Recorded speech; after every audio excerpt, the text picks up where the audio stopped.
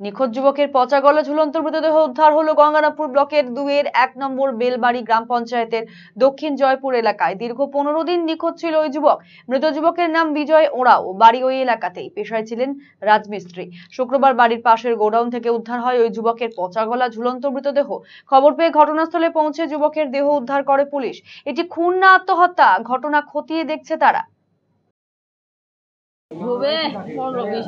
তারপরে নাই খুঁজে খুঁজে মা বেটির বাড়িগুলো খোঁজ করি, তখন করলো বেটিরা করলো কি মা নাই তো ঘর, এরকম করলো। বাড়ি থেকে কি রাগারাগি করে বেরিয়েছিল? না না, রাগারাগির কোনো ছিনিয়ে নাই। আচ্ছা, কি কাজ করতেছিল? রাজমিস্ত্রি কাজ করতো। মারা কোথায় গেছে? তারপরে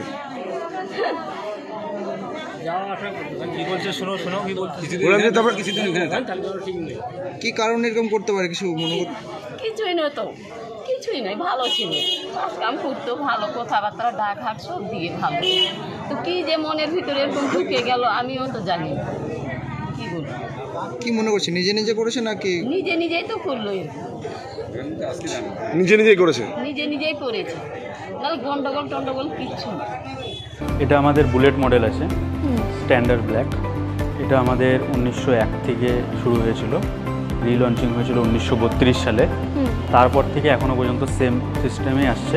কিছু কিছু সিস্টেম আছে যেটা চেঞ্জ হয়েছে। অ্যানালগ মিটারের সাথে ডিজিটাল মিটারটা অ্যাড করা হয়েছে, চার্জিং ফাস্ট চার্জিং পয়েন্ট দেওয়া হয়েছে, ডুয়েল চ্যানেল ডিস রয়েছে।